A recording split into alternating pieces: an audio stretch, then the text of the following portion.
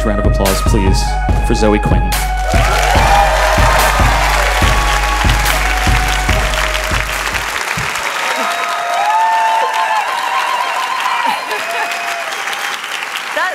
That's a lot to follow. Hi. So I'm taking kind of a big risk here. I heard that XOXO is a good place to give something pretty personal. So I'm going to drop the ways that I've been talking about harassment pretty much constantly. It's been like, I'm going to give you a lot of data, because at my heart I'm still like an engineer, right? I care about that. That's how I think. So I'm gonna get a little bit personal and a little bit vulnerable with you guys, and I hope that's okay. I'm going to talk about some dark stuff, so if you don't want to deal with that, by all means, will not be offended. I can't see anything anyway, so if you leave, I won't even know. So bear with me. But yeah, the takeaway should be hopeful. And if you live or work online, this is very much about the internet and about the future of the internet and where it's going. So hopefully, I'm not just talking about myself at you a lot. So yeah, that's me. As Andy said, I am Zoe Quinn, an independent game developer, artist, and most recently co-founder of Crash Override Network. We are, as far as I know, the only organization that works directly with people who are dealing with online abuse and harassment to sort of unfuck their situation, help them talk to people, and ideally advocate so that there's less of people like me in the future. And unfortunately, you're probably a little bit less familiar with that, and more familiar with what happened to lead me to co-found Crash Override. This is mostly from August of this year. This is not all of it, it's just some of it. So yeah, again, bad things, don't worry about it too much. This is just the stuff I can show you too, right? I can't show you all of the things because I don't think that's legal. But yeah, in August of 2014, my vengeful ex-boyfriend harnessed the ugly, sexist background radiation of the web, united them under a single banner against me in particular, and made me patient zero of what would later be called Gamergate. What followed was devastating. Every account that I ever had, even ones I hadn't accessed in years, was inundated with hatred, and then they were hacked, sometimes to gain more information to throw at me, sometimes to find the home addresses of myself and my family members and people that maybe were nice to me once and threatened to murder them with police through this fun thing called swatting. Sometimes it was to send this poor woman named Zoe Quinn in Massachusetts that just has the same name as me a bunch of pizzas. If you're watching this, I'm really sorry. I don't know how to get in touch with you. Right-wing conspiracy sites and pundits started publishing long think pieces on my supposed sex life and how I was controlling the indie game sphere with a menacing network of kissing conspirators, drafting me into a culture war that had been raging long before I ever even became a game developer. Even celebrities got in on it. The crappiest Baldwin, and basically the human personification of a racist email forward from your uncle that you never wanted, gave it a name. And it became this huge viral thing, so heinous and so obvious that I was treated to watching a simulacrum of me and people I love mushed together into a single woman get gang raped by people saying the same things that people had said to me on primetime television in an episode of SVU. This sort of thing has become the background radiation of my life. The threats of death, graphic details of plans of raping me, really weird things about me possibly being Jewish and hiding out in Europe on RICO charges. And yeah, I think it's for fictional crimes against a Jew salesman. So you'll notice, again, that this is almost entirely from August of this year. None of this has abated. Once things get big and hot enough, and with all of the people that Gamergate has spread to, because I'm one of the more visible ones, but I am by far not the worst. It's not just feminists, it's people of color, anybody progressive, their friends, their family. 1 year later, it continues unabated. So one of them got picked up on terrorism charges earlier today. Not against me or any of us. This stuff tends to spread, so they made a bomb threat, and now they're going to jail.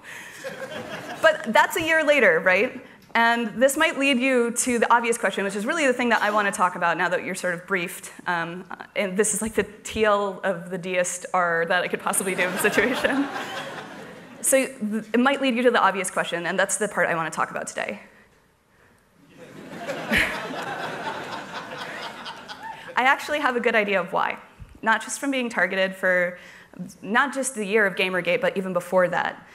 Not because I've dealt with hundreds of cases of other people's harassment, and again, I'm a game developer, I'm a systems-based thinker, I see the lines and where people keep having the same things happen over and over, but from kind of a weird source that you might not expect. This is me. This is teen me.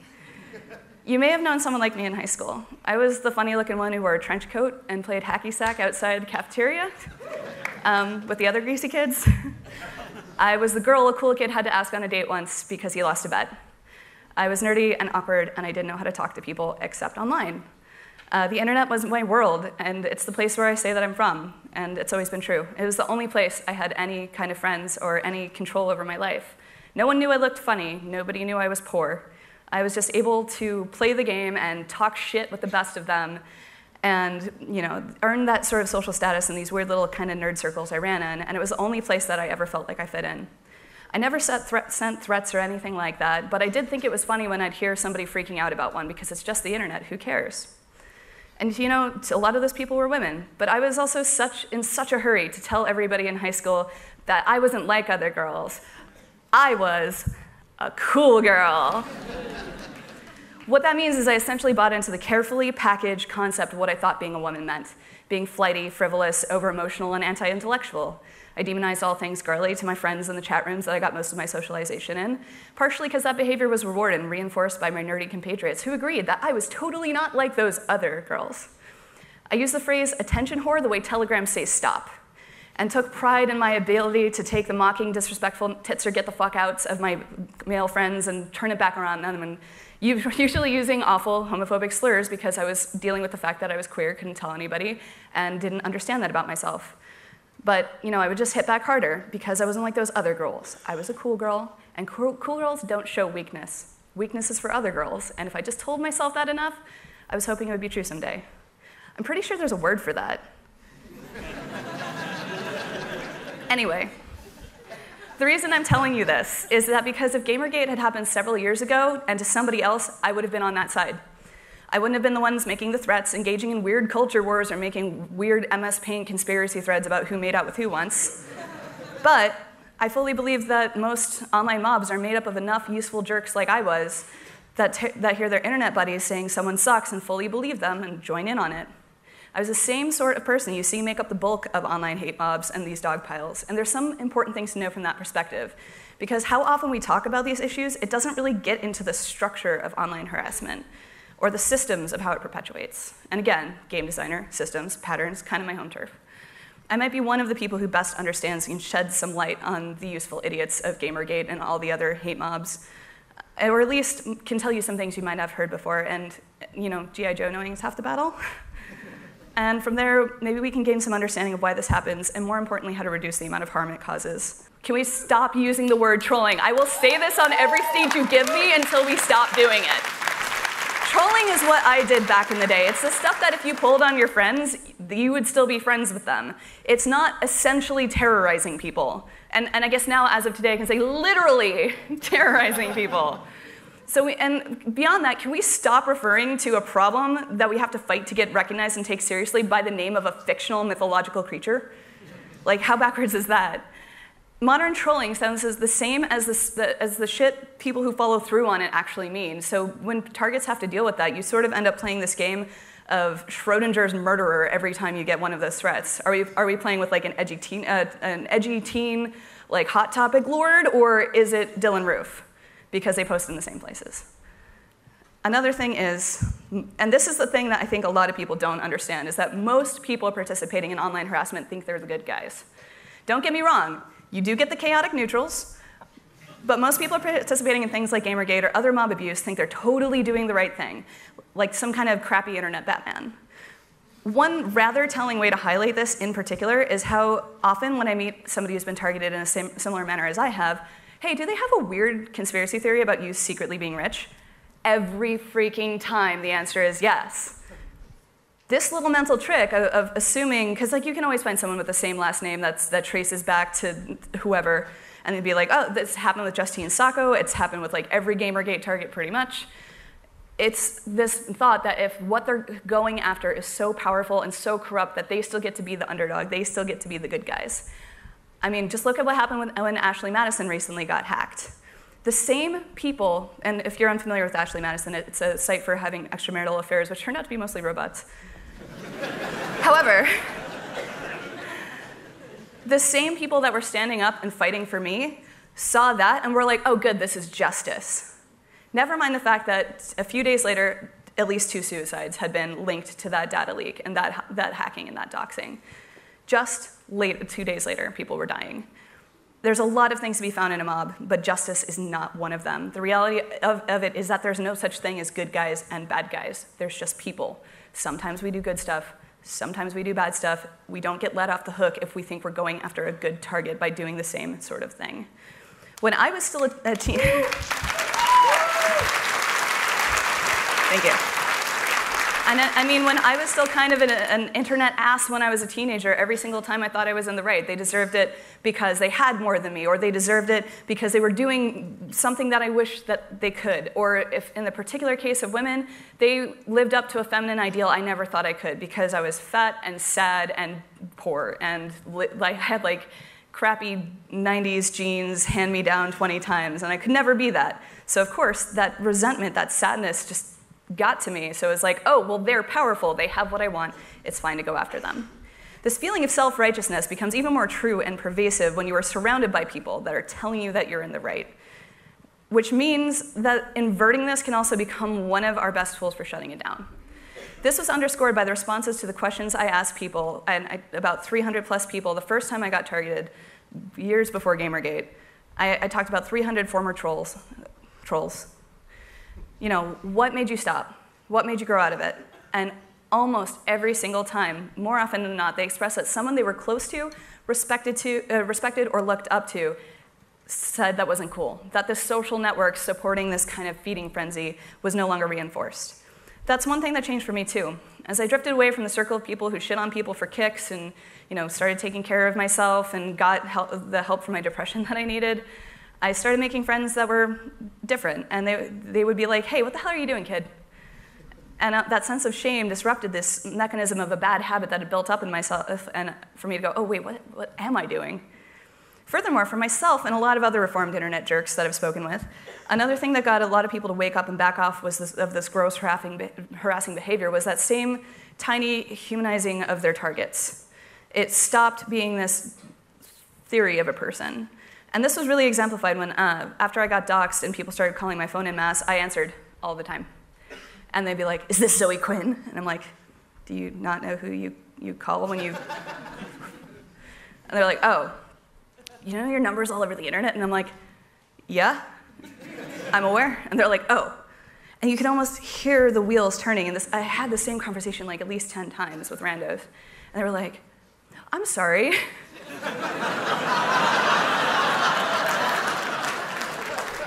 Anybody who didn't double down on the garbage immediately apologized because it didn't go the way that they thought it would. I suddenly had a voice. I wasn't just words on a screen. And when you're in this sort of place, when I was in this sort of place, it was like a game, you know? And that's the thing. It's not really about the target. It's a basic empathy failure. Drawing the dehumanization, people aren't really, they're just symbols to people attacking them. They're weird goals, like a performative thing, like a game to see who can do the best burn. This is how things often quickly escalate too. And for me, it was partially about belonging to something somewhere. I was part of the Chanology things back in the day where everybody wore the dumb V for Vendetta mask and we're like, Scientology is bad. And while I started, because I did think that everything I was reading was messed up, I stayed because I made friends, and I wasn't alone. And there's that weird sense of bonding, and I'm not proud to admit it. And sure enough, they turned on me as soon as they found out I was a girl, but can't say I didn't deserve that. These people also tend to make artifacts and in-jokes the same way any kind of community would. YouTube is especially bad for this. I think any time that I do anything related to a video, I'm sure in this video, if you look over, viewer at home, wherever the camera is, you'll probably see like 20 links being like, she's evil, boobs, in the side. I'm paraphrasing. But that's the thing. They create these things and they pass it around in what I've been referring to as the treehouse, like they found nudie mags in the woods. Because it's a community. At its core, these harassment mobs are a community. And sometimes when it's not about the target, it's about just lashing out at a concept. Like I said, I shit on so many women when I was younger that represented the ideals I was never able to meet, and had nothing to do with them and everything to do with the fact that I was an insecure teenager. Which kind of brings me back to another point. It's not anonymity that is the enemy. And I see so many people say this. So many people say this. But one of the reasons I was able to deal with being a queer teenager is that I could go online while living in a scary rural town where they did not like gay people and talk about my feelings openly with other people that shared that.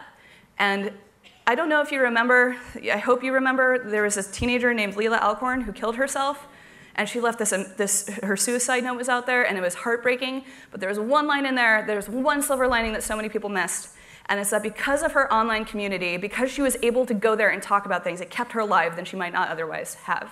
And that was very much the case as a depressed queer kid with no one to talk to. And I could not have done that under my name. I was terrified. And people ask me, why do you leave anonymous messages on? Why don't you just turn that off? And it's like, I made Depression Quest. Do you know more people, and we confirmed this in our research, more people would rather tell their employer that they had committed a misdemeanor and served jail time than that they had ever received any kind of psychiatric care, because the stigma against living with mental illness is that bad. I keep my anonymous asks on because a lot of them that I get are people needing to talk about something that's so stigmatized, but talking about will keep you alive. It's not anonymity that's the problem. Anonymity is so key. Beyond that, if you don't even believe, if you just ignore all those edge cases, my worst and most egregious harassers use their legal names and make a living off of this. They have Patreons, they get paid for YouTube clicks. There's a number of people, you can probably think of at least one of them, I'll not go into it because this video is gonna be posted online, that have made bank off of the backs of harassing people like me. And they use their names, they build their brand. So anonymity is not the issue. Anonymity is sometimes the only thing keeping people safe. Another thing is, with all of this, you can always assume that there's going to be the sad kids, there's going to be the me's of the world. And you can deal with you can focus more on the people making a profit off of this, making a career off this. But at the end of the day, are you gonna get mad at the toddler who crashed your car or the adult who gave them the keys? We need tech platforms to step up here, because beyond that, we're still looking backwards saying, oh, it's free speech at court cases that will take 20 years to make, and we're in tech, damn it. We can iterate fast, we can do it hard, we should be ahead of everything, not looking behind. So really need that to step up, because again, always gonna be sad people like me, as long as there's teenagers that have shitty feelings or older people that have shitty feelings. Shitty feelings are like a universal constant. But we don't have to let mobs form on our platform as well. And we don't need to let their figureheads point the useful idiots like me on where to go. So,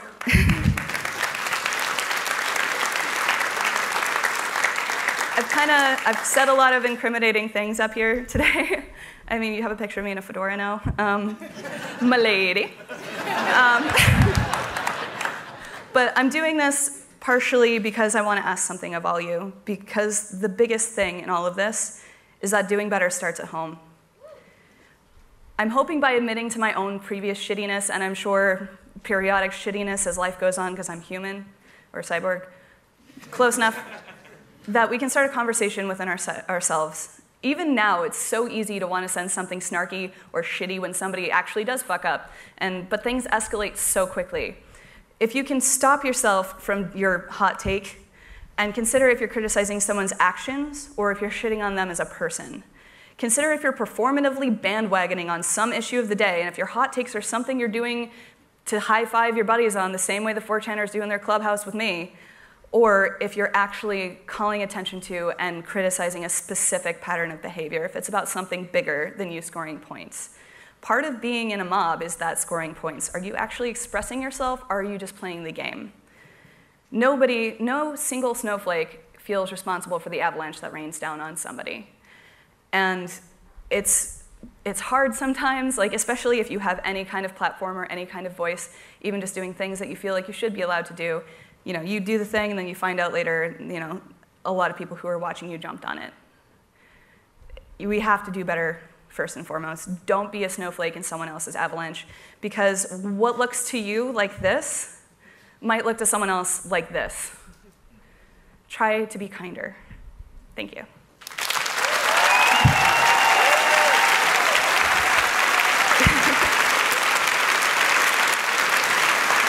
Zoe Quinn.